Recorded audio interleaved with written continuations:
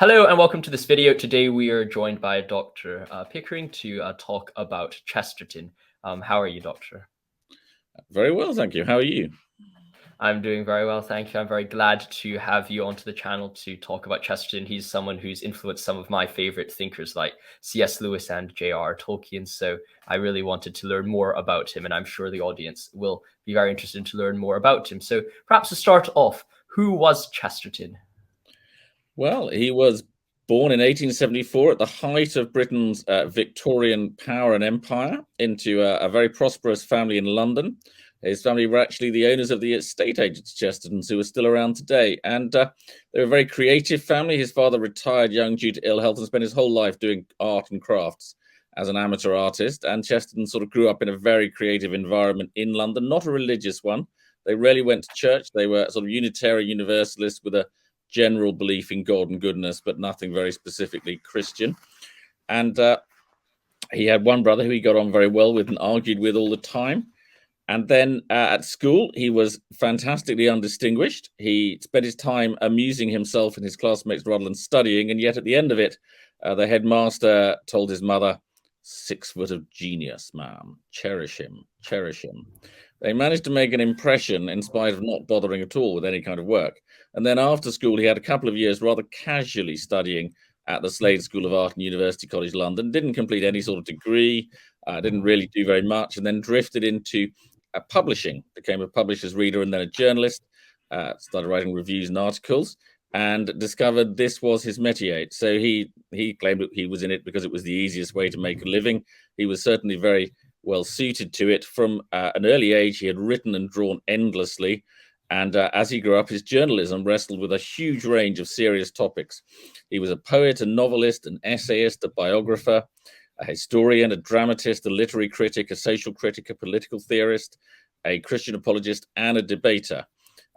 And during his lifetime, he had something like 4,000 essays and articles published. He wrote 3 or 4 a week for decades, and something like 80 books published, probably more since, because their collections have been published since then. And so he was very prolific, and he saw himself as a journalist just writing on any topic under the sun. But through it all, he wove a consistent Christian kind of apologetic in an unusual way.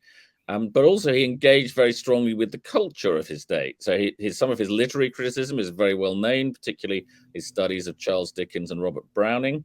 He was one of the leading journalists of his days. He was quite a well-known public intellectual. He wrote a column for the Daily News from 1903 to 1913, for the Illustrated London News for 30 years. In his own day, he was very influential. He debated people like George Bernard Shaw and H.G. Wells, and was perhaps the leading Christian public intellectual of his time. So he's been very much neglected more recently, but at the time he was a very prominent person. He was also famous for being just very likable and benign and incredibly absent-minded. He once sent his wife a telegram which read, "I'm in Market Harborough, where am I supposed to be?" And she replied, "Home."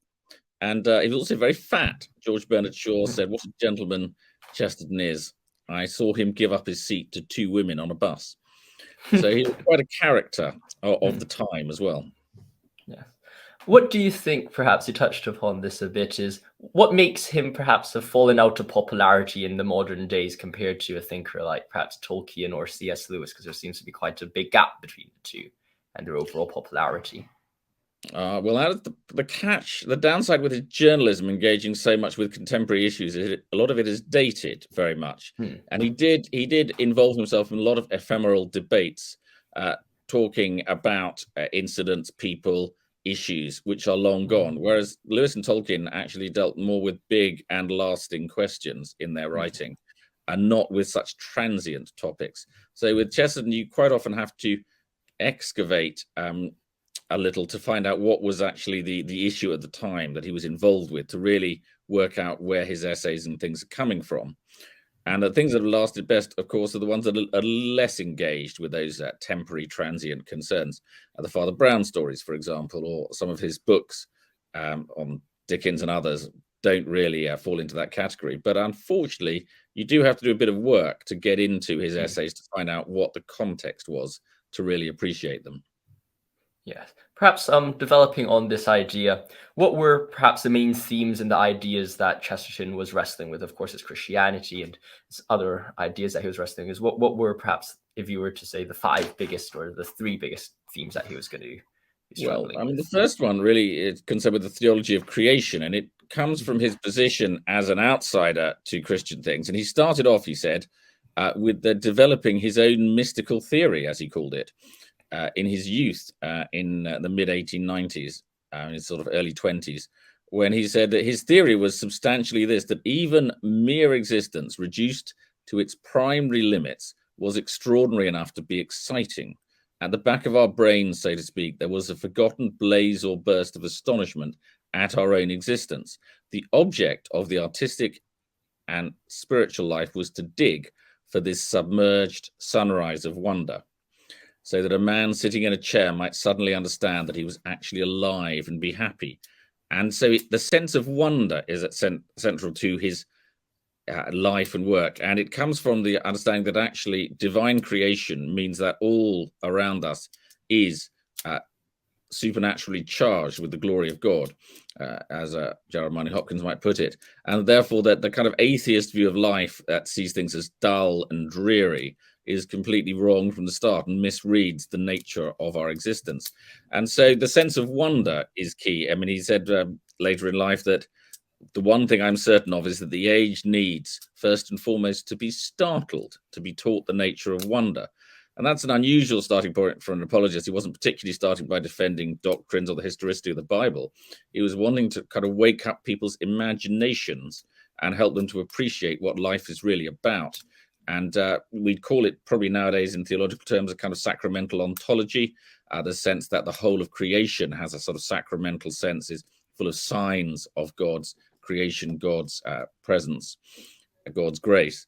And but he put all that in very non-theological terms. He put that in terms that you could read in a daily newspaper and was able to communicate these things to the ordinary person in the street, the non-religious reader, in a remarkable way. He called it the stupendous marvel of existence, but it's particularly the doctrine of creation.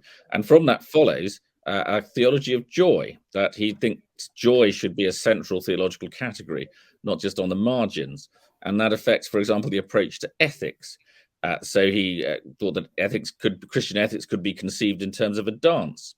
The virtues like children going around the mulberry bush, only the mulberry bush is that burning bush, which is a symbol of the incarnation, a kind of rhythmic dance around the person of Christ. And the life of virtue, therefore, not as something dull and dreary, but as something exciting and beautiful. And likewise, he thought that this upturns your view of secular and atheist approaches to science and art, because that these are presented as being novel and radical and taboo busting and all very much the impressive and thrilling things. But he said that is actually the reverse of the case. He said science and art without morality are not dangerous in the sense commonly supposed. They're not dangerous like a fire, but dangerous like a fog. A fire is dangerous in its brightness, a fog in its dullness, and thought without morals is merely dull like a fog. So he said actually atheism, secularism are the dull and the boring options. Christianity is the exciting one. And you have wonder and joy at the heart of things. And then beyond that, you have a sense that Christian ideas are the best interpretation of human experience, history, and culture. And that he presents Christianity as the thing that explains life best. So he says sin is a doctrine as practical as potatoes. All the people who try and ignore sin, who try and think that people are just good, full stop, are actually completely misled about what the way life is. The doctrine of the fall, just take it as an idea, is a very practical idea to explain the contradictions of paradoxes of existence. Christianity built on paradoxes, that's actually a good thing, not a bad thing, because life is paradoxical, existence is paradoxical. And so the paradoxes of Christianity fit beautifully into the realities of human life. And so he's really interested in applying rather than explaining Christian doctrines, showing that they bring in human life the greatest fulfillment and flourishing. And as part of that, he's constantly bringing Christian ideas into interaction with the culture, literature, art, history, politics, etc. So he presents Christianity in very dynamic terms. And just points out that actually we need to upturn our view of sort of the atheist and the secular as being the exciting, and Christianity as being the boring and the dull. And he works to reverse that perception imaginatively. In society today, we hear a lot of times atheists and a lot of, I suppose, post-Enlightenment rationalists constantly focusing on perhaps the idea of, oh, we have to have everything put down into analytical philosophy, into direct syllogisms, into things, almost a world in which there can be no paradox, in a world in which everything has to be direct and in the forefront, I suppose, and clear. But what do you think is the role of paradox? I suppose a lot of people might be coming to this and be thinking, well, if Christianity is only a paradox, why should we accept it? What is the role of paradox, and how can we appreciate it? Well, that's a big question for you. One thing it tells us is that the world is bigger and more complicated and more wonderful than we think it is. So in Chesterton's day, there was a bit of a high point of the sort of earlier secularist thinking. They had got things wrapped up with Enlightenment reason and seeing Enlightenment reason as a universal rationality. Now we know much better that it was actually very much conditioned, European, male, white, hegemonic way of approaching the understanding of the world around us. It wasn't an unbiased, impartial, universal reason as it was presented. But at the time, they were just on the basis that they'd cracked everything and religion was wasted. The secularization theory was at its height, and they thought this was the last word. The Enlightenment was the last word in the intellectual history of humanity. So, for example, Max Weber famously said, there are no mysterious, incalculable forces that come into play. The world is disenchanted. And one of the functions of paradox is it's part of the re-enchantment of the world that Lewis, Tolkien, Chesterton, and other Christian writers were vigorously engaged in, to say, actually, no, we haven't got the world wrapped up. We can't just put everything in terms of syllogisms. Life is more complicated and imaginative. Secondly, you need the imagination and indeed the emotional intelligence, as well as reason to properly understand the world. Reason alone is not enough. Reason works with the imagination. Reason never is alone, because we actually are using our imaginations when we think we're just reasoning. But and of course, this has been much more expanded upon and explored by philosophy recently. Now, philosophers are all very keen on the imagination, but back in 100 years ago, they thought they were just applying cold icebox reason to everything. And in fact, now people look back and say, well, it wasn't really the case. And philosophers are rediscovering emotional intelligence with affect and other things becoming prominent concepts in philosophy and theology today. So Chesterton was quite ahead of his time in pointing out that the world is more complicated, it needs to be understood using more different aspects of the human mind, and that the Enlightenment was really presenting a very inadequate concept of human reason. I mean, Newman had said that before, for example, and certain others, and just said that actually this Enlightenment idea of reason was very narrow and very limited, and there is much more to human reasoning and understanding than was being presented as the last word in human thought. That's definitely a very interesting thought, because of course, if you turn also to the works of Dostoevsky or Berdyaev, there's also in the Eastern tradition, there's a very strong sense of that dialectical thinking, and of course that paradox as well, and that's something which is quite a beautiful link up with those thinkers as well. I suppose developing on this idea of the need to go beyond this perhaps Enlightenment reasoning, what was the role and importance of creativity and fiction to Chesterton? Well, it was a central part of his life from the beginning. I mean, he spent his whole childhood writing and drawing, and he was always writing different kinds of stories. And so for him, I think, I don't know if you know Jessamine West's words that fiction reveals truth that reality obscures. That was kind of the sort of way which he'd use fiction to open up some of the mysteries of life, showing that life is not what we simply see on the surface, but you need to go deeper down, and fiction enables us to explore those kinds of truths that ordinary non-fictional realistic observation cannot reach. And so he's always constructing narratives that try and explore things. Now, a lot of the time he does that allegorically. His novels usually have ideas kind of personified. He said he liked to see ideas wrestling naked. So a lot of his novels are not conventional novels. They present different sort of philosophies and ideologies in conflict as a way of exploring their disputes. Father Brown stories are a bit different. They're his most conventional writings, maybe why they've been the most successful. They are just very well crafted detective stories that don't have that allegorical approach in the same way. But he's always using narrative to understand things. And now, if you think of philosophers like Alistair MacIntyre, Charles Taylor, others saying that our understanding of reality is narratological, Chesterton is essentially instinctively portraying that through fiction, that we understand our lives through the stories we tell, the stories we hear. We have to understand it in narrative terms. That is how we construct our vision of reality. And so in his fiction and his creativity, he is kind of constructing different stories. And that applies in his non-fiction too, because the historical narratives we tell apply to how we understand, our nature, our nation, our class, our different parts of our social identity are very much framed by the kind of historical narratives we tell. And we're having a great number of debates about history at the moment, aren't we? Difficult histories, patriotic histories, all sorts of different kinds of histories. And Chesterton was on to that as well, really, with how you understand English history, particularly. That was his concern from a religious point of view. And again, it comes back to what is the dominant narrative, which is who controls the narrative, questions like that. So who would interrogate people in non-fiction narrative terms as well as in fiction?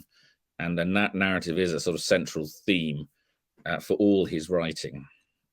Mm-hmm. Perhaps developing on this theme of fiction a bit more, what would you say was his relationship between fiction and children? Because I was listening to quite a delightful talk about in the C.S. Lewis Society last week, and it was talking about how the role of fiction played a role to develop children's understanding of the good, or understanding how people can defeat dragons and fight dragons. I was wondering what Chesterton's input to that discussion was, and how fiction could play an edifying role in the life and development of the youth. Okay, well, that's interesting. I mean, he did write some of his poems and things for children, but it was more writing for adults, but in the sense that it was the same idea that fiction can get past the roadblocks, what C.S. Lewis called the watchful dragons that guard the imagination. The idea, our secular society has somewhat imprisoned the human imagination and makes it very hard for us to really come into contact with, engage with the transcendent and the divine. And so fiction gives us one way round that. It enables the imagination to explore, to adventure in ways which our sort of secular frame, the immanent frame, if you like, prevent it from doing so. And so he was doing that for adults more than for children. He loved children and he was great with children, but it was particularly trying to liberate the imagination, but mainly for adults. And that's partly why he wrote allegorical fiction, to try and bring in sort of spiritual and moral themes that would have been hard for people to engage with if they hadn't been couched in fictional form. Developing on this kind of idea of the spirituality of Chesterton, in your introduction of who he was, you introduced him as a Unitarian, perhaps, as a child. And then later on, in my understanding is correct, he goes from high Anglicanism and finally to Catholicism. What was that journey, and what do you think brought him through these different stages of his walk with Christ? Well, I don't think he was a signed up Unitarian. His parents, the only church they went to was a Unitarian chapel, which they occasionally went to. There was a very famous orator called Stopford Brooke, who was the minister there. He was a well-known, extremely articulate and eloquent public speaker. It's not saying they actually signed up to Unitarian doctrines, but that was the kind of atmosphere he felt he was brought up in. A very vague religiosity, not hostile to Christianity, but not engaged with. And I don't think he was taught very much Christianity until he met his wife in 1896, and she was a devout Anglo-Catholic. So through her, he started moving in Anglo-Catholic circles. By the time they got married in 1901, he was, in a still slightly vague and hazy way, a kind of signed-up Christian. And then from then on, with increasing understanding, he is defending Christianity all the way. And the thing about being an Anglo-Catholic is that doctrinally, there isn't a great distance from there to being a Catholic, as in Roman Catholic, because Anglo-Catholics are very much, as far as you can be in the Church of England, espousing as much Catholic doctrine as they could within the C of E.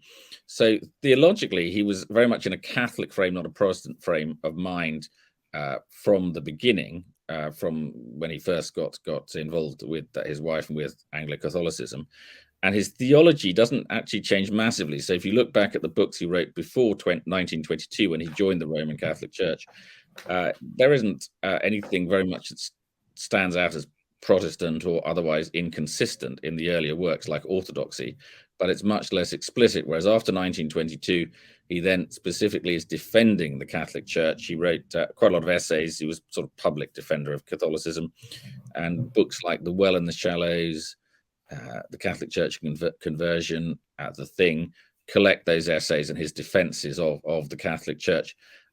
So his ecclesiology changes, but not so much the rest of his theology, which it may be a little vaguer, but it is largely in a Catholic frame from the beginning.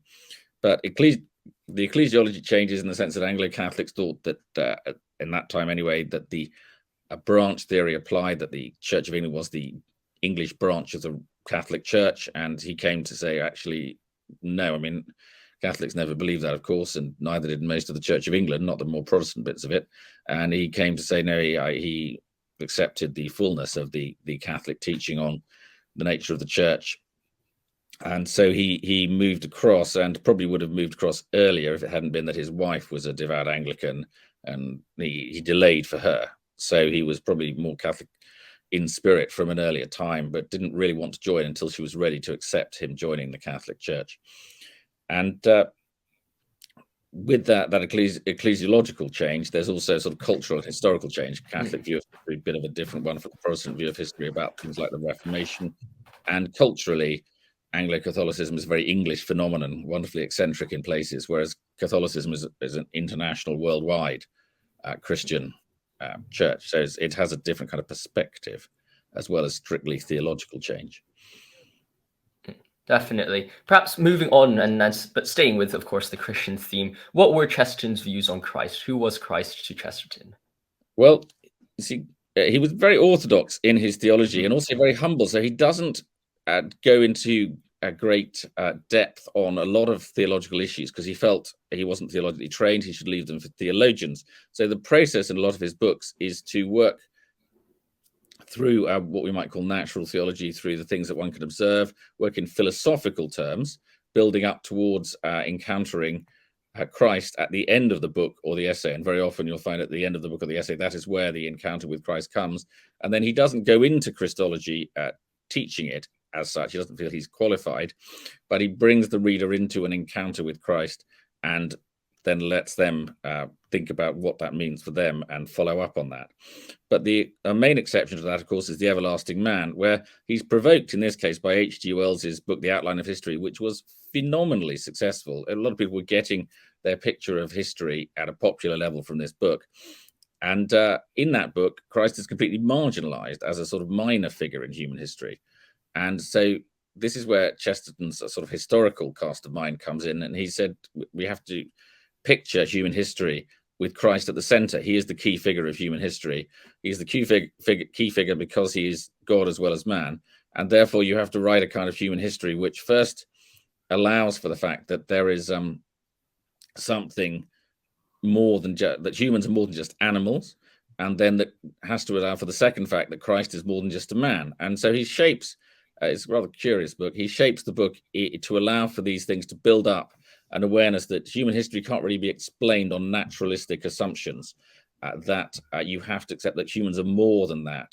The human soul is not just makes us more than machines or animals. And then there is one particular human being in history who cannot be contained within the categories and classifications that apply to all other human beings, namely Christ. And then Chesterton tries to show how he is central in human history and how actually wherever his influence has touched, it has changed the course of history. So he takes a kind of a historical approach to lead us to theological conclusions in that book. And that is his big contribution, in terms of Christology. Aidan Nichols called it a Christological theology of history, that effectively you get a kind of theological understanding of history, of what human history is about, through the incarnation in that book. And that's probably the biggest way he writes about Christ.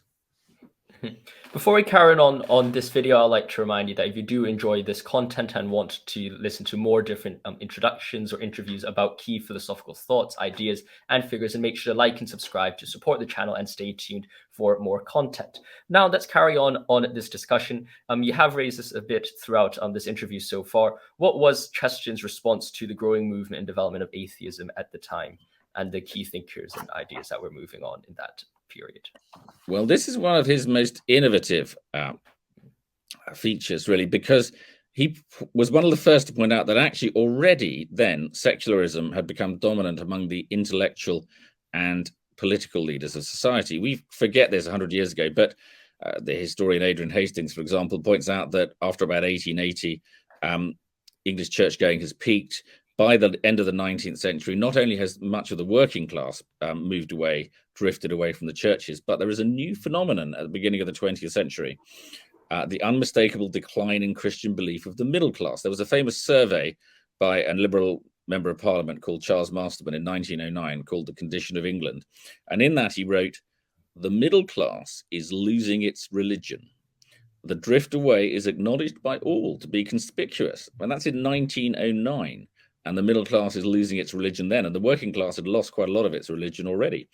For the intelligentsia, Adrian Hastings points out that since the mid-Victorian age, a climate of disbelief had been building up, till by 1920, the principal intellectual, as distinct from social orthodoxy of England, was a confident agnosticism, an emphatic presupposition of disbelief. So the world he's working in among the intelligentsia and the leaders of society is much more skeptical than we realize today. And so he turns that around and actually says Christianity is the rightful rebellion against the evil empire of secularism, that already secularists are imprisoning the human spirit, and that the human mind needs to be liberated and brought back into contact with the transcendent. So, for example, in Orthodoxy, he depicts Christianity as the eternal revolution and writes about the romance of Orthodoxy, not the rightness, not the respectability of Orthodoxy, but the romance of Orthodoxy. And he brings the romantic, the rebellious back into his portrayal of Christianity, and pictures Christianity as an exciting adventure, subverting a dark, dominant, and constricting secular social order, a brave rebellion against secular ways of thinking that actually imprison the human spirit. And so he was very creative in his response to the new secular ascendancy in the England of his day. Would you perhaps, a lot of viewers of this channel are quite interested in existentialism, and I was wondering, to what degree would you call Chesterton perhaps a Christian existentialist, someone who, instead of trying to prove the existence of God via kind of the natural deduction or natural theology, is more so defending the Christian worldview because of how applicable, how beautiful it is to our lives in the world? I don't think that's really where he's coming from. I mean, he does focus on the if you like, reimagining the phenomenology of life, re-seeing life in whole different terms, changing our perceptions of life. But he's doing that from a very kind of orthodox rooted background. So he wrote on Thomas Aquinas, for example, and he was actually a great admirer of the traditional Catholic understanding of someone like Aquinas. And he wouldn't be proud enough to sort of set himself up as a philosopher. I mean, he works in philosophical terms at a popular level, but he wouldn't call himself a philosopher or theologian.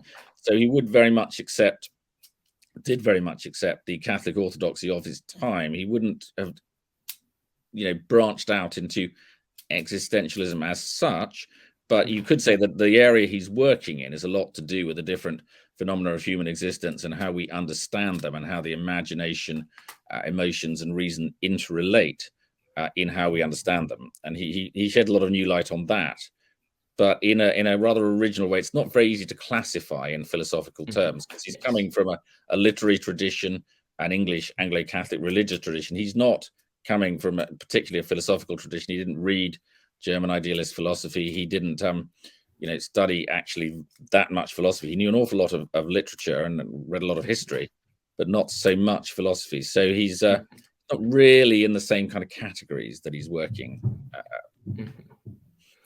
Perhaps developing on that, what were perhaps the influences to Chesterton? Who were some of the thinkers, or who are some of the ideas that most influenced his thought and ideas?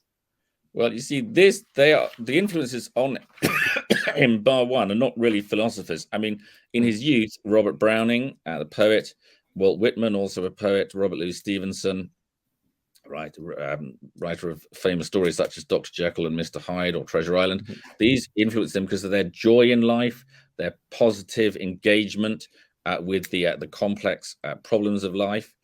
And they were his early influences, and people like Dickens, of course, again, an enormously positive, exuberant, inspiring writer. So he starts off coming from that sort of literary framework.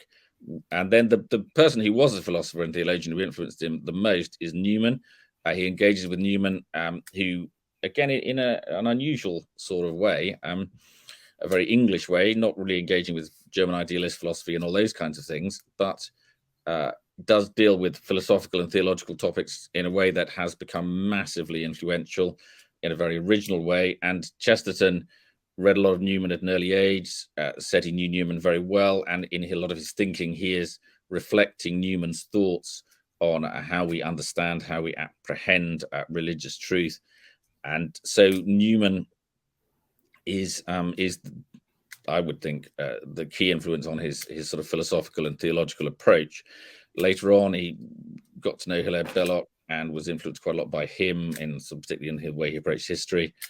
But Newman, I would say, is the central figure. I mean, he does also read Aquinas later and write a book on him, which was much commended, even though it's not very clear that Chesterton had read very much Aquinas, but he managed to absorb certain key themes in such a way that his book has been very popular with Thomists. So he did have, as time went by, and particularly through friends, particularly a contact with the Thomist side of the Catholic intellectual tradition.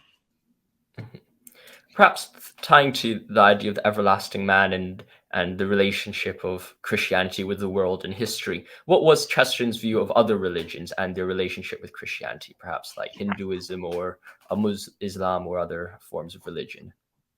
Well, one side of this is quite positive, and one side is rather less so, in that he tends to see, as he explains the everlasting man, that the best in human religions, the best in human mythology, the best in human philosophy, he visualizes as a kind of search, looking for a fulfillment, which is then found in Christ.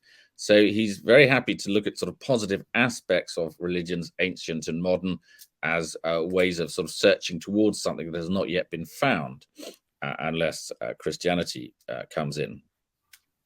And in that sense, he saw wisdom, saw certain truths in other religions, was willing to say that, but the seeds of ideas only, not the fulfillment of religious truth. And so with that, he then, when he's actually engaging with particular religions, he's rather more undiplomatic and uncompromising than people would be today. I mean, he would tend to contrast Christ with other religious leaders in ways quite unfavorable to them.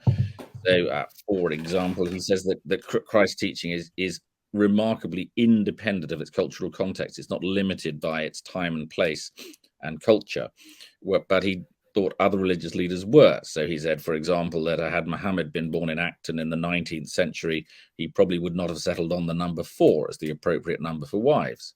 And so he saw that as an example of cultural context influencing another religion's teaching, and claimed that Christianity, or at least the teaching of Christ, was independent of such a cultural context. Now, that is a very uncompromising, undiplomatic view. And so in certain ways, when relating Christianity to other contemporary religions, he could be very negative, but in his theoretical framework was willing to look for the positives in the seeds of wisdom, of religious truth in other religions, growing towards a fulfillment in Christianity. Perhaps another question that is very interesting about Chesterton is his influence on later thinkers, because we often think of thinkers like C.S. Lewis and J.R. Tolkien as these massive kind of stalwarts of Christian faith in the 20th century. What would you say was his influence on them and perhaps further philosophical movements of the time which came after him? Well, I think that particularly strong influences on the Inklings and associated writers, because Tolkien, Lewis, and Charles Williams all read a lot of Chesterton in their youth. They were much influenced by him then. And when he heard that Chesterton had died, Charles Williams apparently said, "The last of my lords is dead." Thinking of the people who'd influenced him in his childhood, Lewis said, "The Everlasting Man was the best popular apologetic I know." He said that it showed him that a Christian view of history made sense. He was always very appreciative of Chesterton, like the way he wrote, the way he embedded humor into his writing as well, which may be reflected a bit in Lewis's own writing.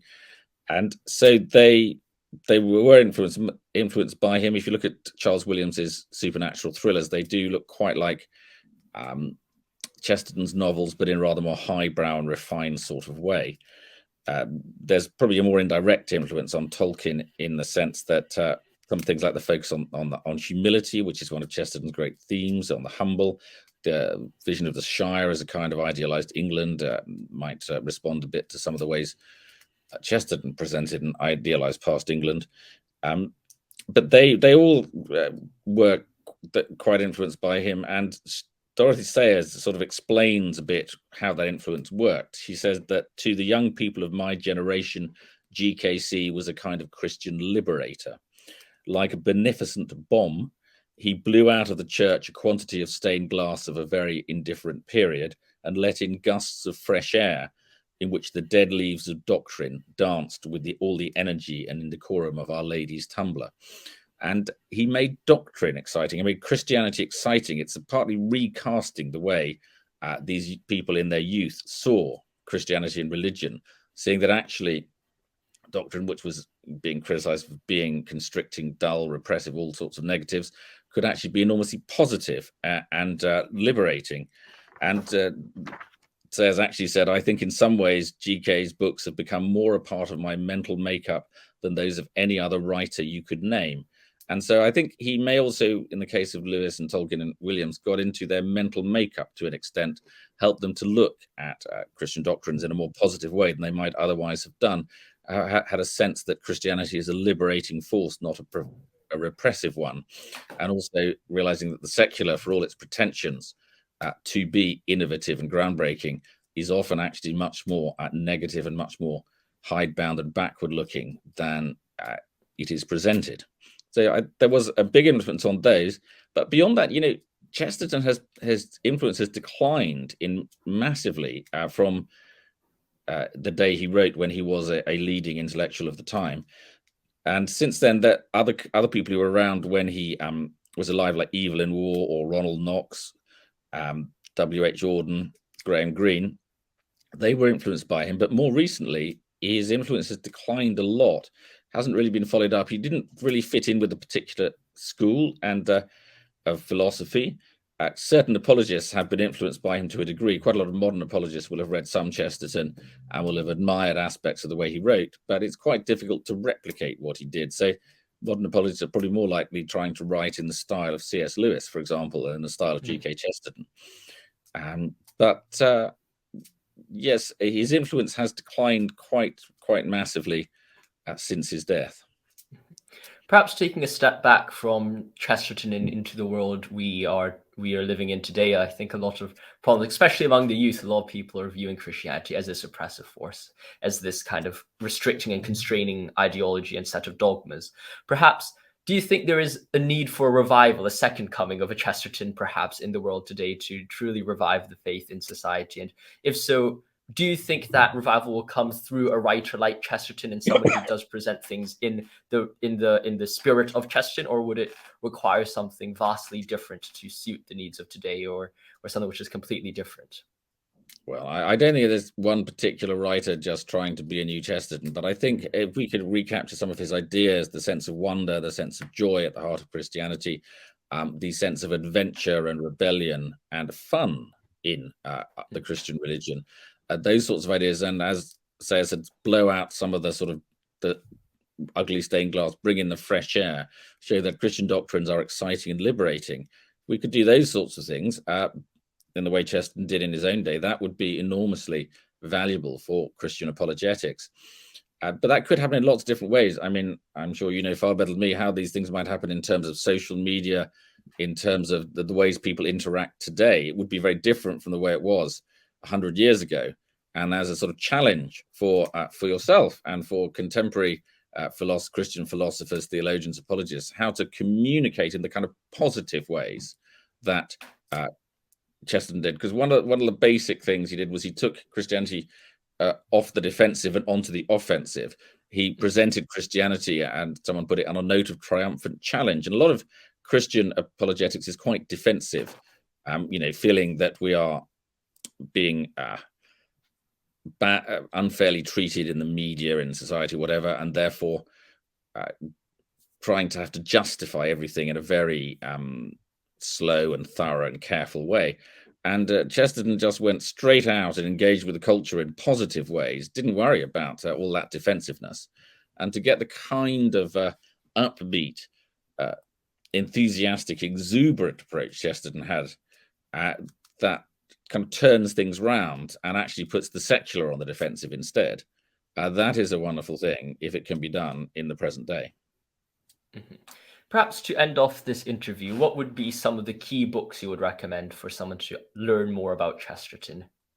Well, he had a fantastic range as a writer, so it does depend a bit on what kind of things that people like. On his non-fiction, Orthodoxy is usually the starting point. Wonderfully charming and delightful account of his arrival at Christianity. Of his novels, The Man Who Was Thursday is often considered the best. Very interesting plot, very curious spiritual themes.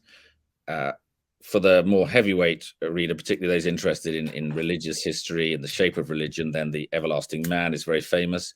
His essay collections, they're always a mix. You'll find some things you like and some things you don't. But The Defendant, the earliest one, very interesting. All Things Considered, Lunacy and Letters. I mean, various essay collections give you his style as an essayist, which is unusual and exciting.